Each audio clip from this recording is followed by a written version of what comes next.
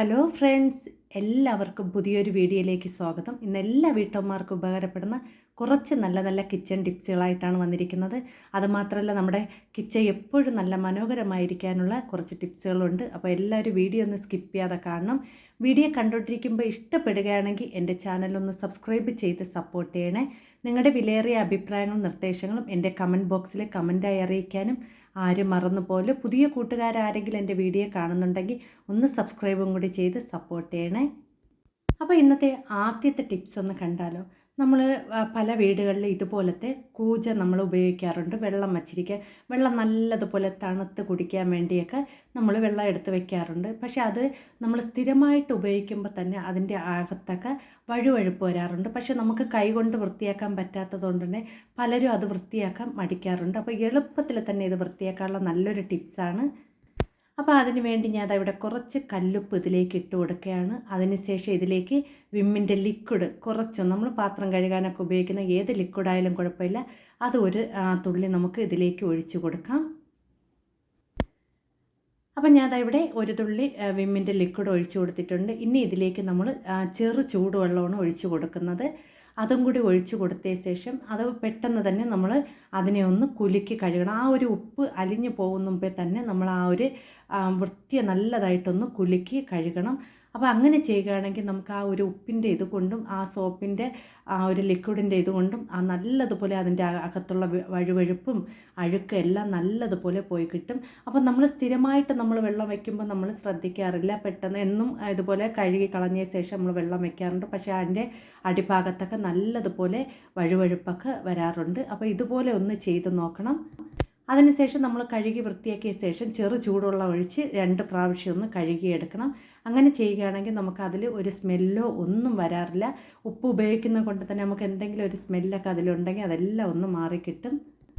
അതിനുശേഷം നമ്മൾ കുടിക്കാൻ വേണ്ടി വയ്ക്കുന്നത് ചൂടുവെള്ളമാണ് ഒഴിച്ച് വയ്ക്കുന്നത്. അപ്പോൾ കൊച്ചു കുട്ടികളൊക്കെ ഉള്ളിടത്ത് തണുത്ത വെള്ളം കുടിക്കണേക്കാളും ഇതിലൊന്ന് ഒഴിച്ച് വയ്ക്കുകയാണെങ്കിൽ അത് എത്ര തണുപ്പ് വന്നാലും പിന്നെ കുഴപ്പമില്ല. നമ്മൾ വെള്ളം തിളപ്പിച്ച ശേഷം ചൂടാക്കി ചെറുതായിട്ടൊന്ന് ചൂടാറി വരുമ്പോൾ നമ്മളിതിൽ ഒഴിച്ച് വെക്കുകയാണെങ്കിൽ നമുക്ക് കുട്ടികൾക്കും അതുപോലെ തന്നെ എല്ലാവർക്കും പെട്ടെന്ന് എടുത്ത് കുടിക്കാൻ പറ്റും. പ്ലാസ്റ്റിക് ബോട്ടുകളിലൊക്കെ വെള്ളം വയ്ക്കാതെ ഇതുപോലെ ഒന്ന് വയ്ക്കുകയാണെങ്കിൽ നമുക്ക് ഒരു രോഗങ്ങളോ ഒന്നും വരില്ല കേട്ടോ. അപ്പോൾ ഇതുപോലെ ഒന്ന് ചെയ്ത് എല്ലാവരും ഒന്ന് നോക്കണേ. ഇനി അടുത്ത ടിപ്സ് ഒന്ന് കണ്ടാലോ. നമ്മൾ സ്ഥിരമായിട്ട് വീടുകളിൽ ഉപയോഗിക്കുന്ന കത്തി, ഇതുപോലെ കിച്ചണിലൊക്കെ ഉപയോഗിക്കുന്ന കത്തി കുറച്ച് ദിവസമൊക്കെ ആകുമ്പോൾ അത് നല്ലതുപോലെ തുരുമ്പിച്ച് അത് തുരുമ്പൊക്കെ പറ്റി പിടിക്കാറുണ്ട്. അത് നമുക്ക് പെട്ടെന്ന് തന്നെ ആ ഒരു തുരുമ്പ് കറ കളയാൻ വേണ്ടിയുള്ള ടിപ്സാണ്. അതിന് വേണ്ടി ഞാൻ ഇവിടെ ഒരു കോൾഗേറ്റ് എടുത്തിട്ടുണ്ട്. അത് കുറച്ചൊന്ന് ഈ ഒരു കത്തിയിലേക്ക് തേച്ച് കൊടുക്കാം. അപ്പം ഞാൻ അതവിടെ കുറച്ചൊന്ന് ഈ ഒരു കത്തിയിലേക്ക് ഇതുപോലെ 2 സൈഡും ഒന്ന് തേച്ച് കൊടുക്കുകയാണ്. അതിനുശേഷം നമ്മൾ സ്റ്റീലിൻ്റെ സ്ക്രബ്ബർ കാണുമല്ലോ, നമ്മൾ ഉപയോഗിച്ചിട്ട് മാറ്റി വെച്ചിരിക്കുന്ന സ്ക്രബ്ബറോ അല്ലെങ്കിൽ നമ്മൾ ഉപയോഗിക്കുന്ന സ്ക്രബ്ബറോ ഏതായാലും മതി. നമ്മൾ അതിനെ ഒന്ന് കൊണ്ട് പതുക്കെ ഒന്ന് തേക്കണം. കൈയൊന്നും മുറിയാതെ പതുക്കെ ഒന്ന് തേച്ചാൽ മതി കേട്ടോ. നമ്മൾ സൂക്ഷിച്ച് വേണം നമ്മൾ കത്തിയൊക്കെ ഉപയോഗിക്കാൻ. അപ്പം ഞാൻ അതവിടെ 2 സൈഡും ഒന്ന് ഇതുപോലെ ഒന്ന് തേച്ച് കൊടുക്കുകയാണ്. പെട്ടെന്ന് തന്നെ അതിൻ്റെ എത്ര തുരുമ്പ് കറ ഉണ്ടെങ്കിലും അതെല്ലാം നല്ലതുപോലെ പോയി കിട്ടും. അപ്പം ഞാൻ അതവിടെ 2 സൈഡ് നിങ്ങൾക്ക് കാണുമ്പോൾ തന്നെ അറിയാം, അതിൻ്റെ ആ ഒരു തുരുമ്പിൻ്റെ കറയെല്ലാം നല്ലതുപോലെ ഇളകി വരുന്നുണ്ട്. അതിനുശേഷം നമുക്കിത് നല്ലതുപോലെ ഒന്ന് കഴുകി വൃത്തിയാക്കി എടുക്കാം. അപ്പോൾ കണ്ടോ, നിങ്ങൾക്ക് കാണുമ്പോൾ തന്നെ അറിയാം നല്ലതുപോലെ ആ ഒരു കറയെല്ലാം പോയി കത്തി നല്ലതുപോലെ വെളുത്ത് കിട്ടിയിട്ടുണ്ട്. അപ്പോൾ ഈ ഒരു ടിപ്സും എല്ലാവരും ഒന്ന് ചെയ്യണം. ഏതെങ്കിലും ഒരു ടിപ്സ് നിങ്ങൾക്ക് ഉപകാരപ്പെടുകയാണെങ്കിൽ ഒരു ലൈക്ക് ചെയ്യണേ. ഇനി അടുത്ത ടിപ്സ് ഒന്ന് കണ്ടാലോ. നമ്മൾ സവാളൊക്കെ കൂടുതൽ അരിയുള്ളപ്പോൾ നമ്മൾ തൊലിക്കുമ്പോൾ തന്നെ നമ്മുടെ കണ്ണൊക്കെ നല്ലതുപോലെ നീറാറുണ്ട്. അപ്പോൾ നമുക്ക് ആദ്യം ചെയ്യേണ്ട, നമ്മൾ സവാളൊക്കെ തൊലി കളഞ്ഞ ശേഷം ഒരു അരമണിക്കൂറൊന്ന് ഫ്രിഡ്ജിൽ വയ്ക്കുക. ഫ്രീസറിലൊന്ന് വച്ച ശേഷം നമ്മൾ സവാള എടുക്കുകയാണെങ്കിൽ അരിയുമ്പോൾ ഒട്ടും തന്നെ കണ്ണ് നീറില്ല. അതല്ലെങ്കിൽ നമ്മൾ അതിലേക്ക് കുറച്ച് വെള്ളം ഒഴിച്ചിട്ട് കൊടുത്തതിന് ശേഷം ഒരു 10 മിനിറ്റ് ആയ ശേഷം നമ്മൾ സവാള അരിയുകയാണെങ്കിലും നമുക്കത് കണ്ണ് നീറാതെ തന്നെ നമുക്ക് അരിഞ്ഞെടുക്കാൻ പറ്റും. പിന്നെ നമ്മൾ സവാള അരിയുമ്പോൾ നമുക്ക് കത്തി ഉപയോഗിച്ച് അരിയുമ്പോൾ ചിലർക്ക് പേടിയായിരിക്കും, നമുക്ക് കൈ മുറിയോ എന്ന്. പക്ഷേ നിങ്ങൾക്ക് എളുപ്പത്തിൽ സവാള അരിയാൻ വേണ്ടി ഇതുപോലത്തെ ഒരു പോർക്ക് മാത്രം മതി. നമ്മൾ ഇതുപോലെ ഒന്ന് പോർക്ക് കുത്തി കൊടുത്തതിന് ശേഷം നമ്മൾ സവാള അരിയുകയാണെങ്കിൽ നമ്മളെ കൈ ഒന്ന് മുറിയോ എന്ന് ഒട്ടും പേടിക്കേണ്ട. ഇതുപോലെ ഒന്ന് ചെയ്തെടുത്താൽ മതി. അപ്പോൾ എത്ര കിലോ സവാള വേണമെങ്കിലും വളരെ ഈസി ആയിട്ട് തന്നെ നമുക്ക് പേടിയില്ലാതെ തന്നെ നമുക്ക് അരിഞ്ഞെടുക്കാൻ പറ്റും. അപ്പോൾ ഈ ഒരു ടിപ്സ് ഒന്ന് ചെയ്ത് നോക്കണം. കണ്ടോ, നമ്മൾ ആ ഒരു സൈഡ് അരിഞ്ഞ ശേഷം ഇതുപോലെ ഒന്ന് തിരിച്ച് കൊടുത്ത ശേഷം ഈ ഒരു സൈഡും അരിഞ്ഞെടുത്താൽ മതി കേട്ടോ. എളുപ്പത്തിൽ കൊച്ചു കുട്ടികൾക്ക് വരെ പെട്ടെന്ന് തന്നെ സവാളയൊക്കെ കട്ട് ചെയ്തെടുക്കാൻ പറ്റിയ നല്ലൊരു ടിപ്സാണ്. അപ്പോൾ ഇതെല്ലാ വീട്ടമ്മമാർക്കും ഉപകാരപ്പെടുന്ന നല്ലൊരു ടിപ്സാണ്. ഇതെല്ലാവരും ഒന്ന് ചെയ്ത് നോക്കണം, എല്ലാവർക്കും ഉപകാരപ്പെടും. അപ്പോൾ നിങ്ങൾക്ക് ഈ വീഡിയോ കണ്ടിട്ട് ഇഷ്ടപ്പെടുകയാണെങ്കിൽ ഒന്ന് സബ്സ്ക്രൈബ് ചെയ്യണേ. പുതിയ കൂട്ടുകാർ ആരെങ്കിലും എൻ്റെ വീഡിയോ കാണുന്നുണ്ടെങ്കിൽ ഒന്ന് സബ്സ്ക്രൈബും കൂടി ചെയ്ത് സപ്പോർട്ട് ചെയ്യണേ. അപ്പോൾ ഞാൻ അതാ കണ്ടോ, പെട്ടെന്ന് തന്നെ സവാളയൊക്കെ കട്ട് ചെയ്തെടുത്തിട്ടുണ്ട്. ഇനി അടുത്ത ടിപ്സ് എന്ന് പറയുന്നത്, നമ്മുടെ വീട് എപ്പോഴും, നമ്മളെ കിച്ചൺ എപ്പോഴും നല്ല സുന്ദരമായിരിക്കാനായിരിക്കും നമ്മളെല്ലാ വീട്ടമ്മമാരും ആഗ്രഹിക്കുന്നത്. അപ്പം നമുക്ക് രാവിലെ എണീറ്റ് വരുമ്പോൾ തന്നെ ഇതുപോലെ ഒരു പച്ചപ്പൊക്കെ നമ്മൾ കാണുമ്പോൾ തന്നെ ഒരു എനർജി ആയിരിക്കും നമുക്ക് അടുക്കള ജോലിയൊക്കെ തീർക്കാൻ വേണ്ടി. പക്ഷേ ഞാനാണെങ്കിൽ എടുത്ത് വയ്ക്കുന്ന ആ ഒരു മണി പ്ലാന്റ് പെട്ടെന്ന് പൊടിച്ച് കിട്ടുന്നില്ല കേട്ടോ, എന്താണെന്ന് അറിയില്ല. പക്ഷേ നമ്മൾ പുറത്ത് വയ്ക്കുന്ന മണി പ്ലാന്റ് ആണെങ്കിൽ നല്ലതുപോലെ പൊടിച്ച് കിട്ടാറുണ്ട്. അപ്പോൾ നിങ്ങൾക്ക് എന്തെങ്കിലും ഒരു ടിപ്സ് ഉണ്ടെങ്കിൽ എനിക്ക് പറഞ്ഞു തരണേ. അപ്പോൾ ഞാൻ ഇവിടെ കുറച്ച് മണി പ്ലാന്റ് എടുത്ത് ഒന്ന് കട്ട് ചെയ്തെടുക്കുകയാണ് കേട്ടോ.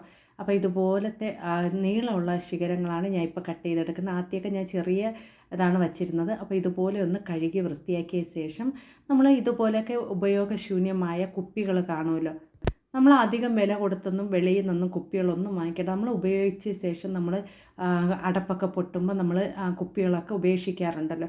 അപ്പോൾ ആ ഒരു ബോട്ടിലൊക്കെ നമ്മൾ എടുത്ത് വെക്കുകയാണെങ്കിൽ നമുക്ക് ഇതുപോലെയൊക്കെ മണി പ്ലാന്റുകൾ എടുത്ത് നമുക്ക് ഈ ജനലിൻ്റെ ഭാഗത്തൊക്കെ വെച്ച് നമുക്ക് അലങ്കരിക്കാവുന്നതാണ്. അപ്പോൾ നമുക്ക് എപ്പോഴും കിച്ചൺ ഒരു എനർജി ആയിട്ടിരിക്കുക, നമുക്ക് എപ്പോഴും കയറി വരുമ്പോൾ തന്നെ നല്ല ഒരു രാവിലെ എണീറ്റ് വരുമ്പോൾ നല്ല എനർജി കിട്ടാൻ വേണ്ടി ഇങ്ങനെയൊക്കെ ചെയ്യുന്നത് നല്ലതാണ്. അപ്പോൾ എൻ്റെ ഈ ഒരു കുപ്പിയുടെ അടപ്പ് പൊട്ടിപ്പോയി കേട്ടോ. അപ്പോൾ ഞാൻ അത് കളയാതെ എടുത്ത് വച്ചിരുന്നതാണ്. അപ്പോൾ ഇതുപോലത്തെ വേറെയും കുപ്പികളുണ്ട്. അപ്പം ഞാൻ ഒന്നും കളയില്ല, ഞാൻ ഇതുപോലെ ഒന്ന് എടുത്ത് വയ്ക്കുക. അതിനുശേഷം നമ്മൾ ഈ മെയിൻ ടാങ്കിലൊക്കെ ഇടുന്ന ആ ഒരു കല്ല് കാണുമല്ലോ, അതൊന്ന് കുറച്ചിട്ട് കൊടുക്കാം. അതിനുശേഷം നമ്മൾ ഇതുപോലത്തെ മണി പ്ലാന്റുകൾ ഇതുപോലെ ഒന്ന് നിറച്ചൊന്ന് വെച്ച് കൊടുക്കുക കേട്ടോ. അപ്പോൾ ഞാൻ ഇതുപോലെ നിറയെ വെച്ച് കൊടുക്കും. ഞാൻ ഇതുപോലെ കൊച്ചു കൊച്ചു ബോട്ടിലൊക്കെ ആക്കി ഞാൻ ഇതുപോലെ ജനലിൻ്റെ ഭാഗത്തൊക്കെ ഇതുപോലെ വെച്ച് കൊടുക്കും കേട്ടോ. അപ്പോൾ അത് കാണുമ്പോൾ തന്നെ നല്ല ഭംഗിയാണ്. അപ്പം ഞാൻ ഇവിടെ ഇതെല്ലാം ഒന്ന് നീളത്തിനൊക്കെ ഒന്ന് വെച്ച് കൊടുക്കുകയാണ്. അപ്പോൾ നമ്മൾ നീളത്തിന് വെച്ച് കൊടുക്കുകയാണെങ്കിൽ നമുക്ക് ആ ഒരു ജനലിൻ്റെ ഭാഗത്ത് ഒന്ന് വള്ളിയായിട്ട് നമുക്ക് പടർത്തി വിടാൻ നല്ല എളുപ്പമായിരിക്കും. അപ്പം നിങ്ങൾ അത് നല്ല നല്ല കൊണ്ടകളൊന്ന് തിരഞ്ഞെടുത്ത് വയ്ക്കുന്നതാണ് നല്ലത് കേട്ടോ. അപ്പം ഞാൻ ഇവിടെ ഇതെല്ലാം ഒന്ന് വച്ച് ജനലിലേക്ക് വെച്ച് കൊടുത്തിട്ടുണ്ട് കണ്ടോ.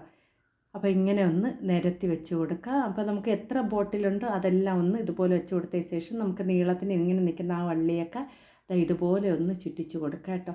അപ്പോൾ നമുക്ക് എനിക്ക് തോന്നുന്നു പുറത്തൊക്കെ വയ്ക്കുമ്പോൾ നല്ല പെട്ടെന്ന് തന്നെ മണി പ്ലാന്റൊക്കെ പൊടിച്ച് കിട്ടും. നമ്മൾ ഈ അകത്ത് വയ്ക്കുമ്പോൾ ഇത്തിരി താമസിച്ചാണ് അതൊന്ന് പൊടിച്ച് കിട്ടുന്നതിന് കേട്ടോ. പക്ഷെ നമ്മൾ എന്തായാലും ഒന്ന് ഇതുപോലെ ജനലിലൊക്കെ വയ്ക്കുകയാണെങ്കിൽ നമുക്ക് രാവിലെയൊക്കെ എണീറ്റ് പാചകം ചെയ്യാനൊക്കെ വരുമ്പോൾ നല്ലൊരു എനർജി ആയിരിക്കും കേട്ടോ.